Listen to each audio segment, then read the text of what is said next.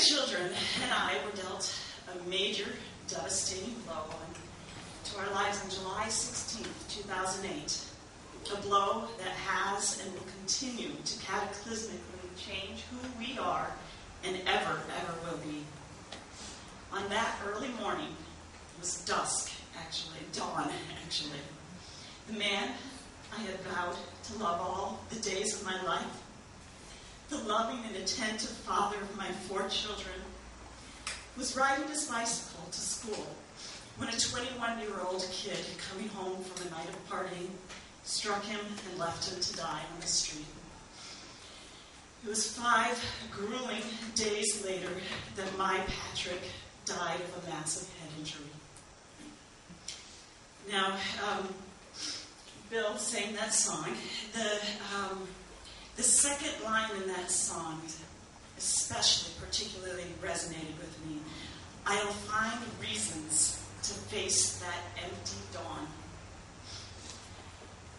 That's what I chose the title of my talk today, Facing an Empty Dawn. Exactly 17 years before Patrick was struck, I was writing in my journal. I was a 24-year-old young woman on the brink of a very full dawn, about to be married. And I want to share with you bits of what I wrote in my journal that day. And now we're getting married. Marriage, a big word. The rest of our lives together. Share everything.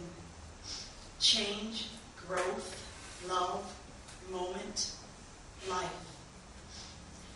My promise to Patrick is to accept and even appreciate both the ebb and flow, the tears and the laughter, the ups and downs, winters and springs, and to not ever give up. Change can be exciting, life-giving, positive, adventurous, thrilling. Patrick, I have often told you how lucky and blessed I feel to have you. Sometimes it doesn't seem possible. I've had a lot of dreams and hopes for how I want my life to turn out. I think we both know, though, that dreams can hurt. Life isn't idealistic. The real world can play cruel jokes on us, it sometimes seems. Then why have I been so blessed to have the dream come true, the man I want to spend the rest of my life with? I want to be with you, Patrick, to discover and realize our dreams. I want to be with you when our dreams are shattered right before us.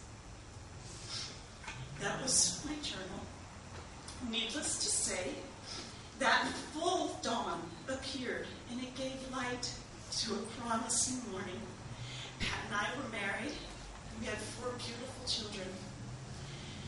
We embraced our parenting with the same mentality as we did our relationship.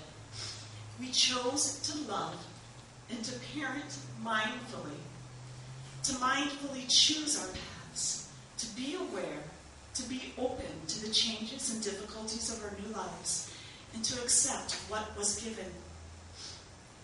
Little did we know that morning of our marriage was actually a day in all its entirety, and would be ended with the darkest of night and of nightmares. A night in which I would have to endure without the one I needed most for strength. My love, who taught me to be strong. The one who had faith in my strength when I couldn't skid. When I entered into that dark night, I had no strength. I still remember huddling, utterly terrified in the dark ICU waiting room in the middle of the night after being told that Pat most likely would not survive the night. I had yelled out, "I can't live without him."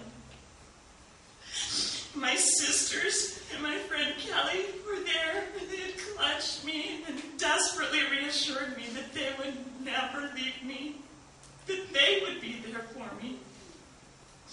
And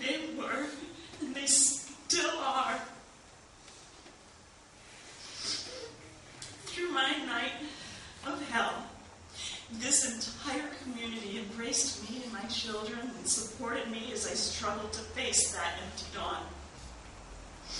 The compassion we received will never be forgotten and will always remain with us.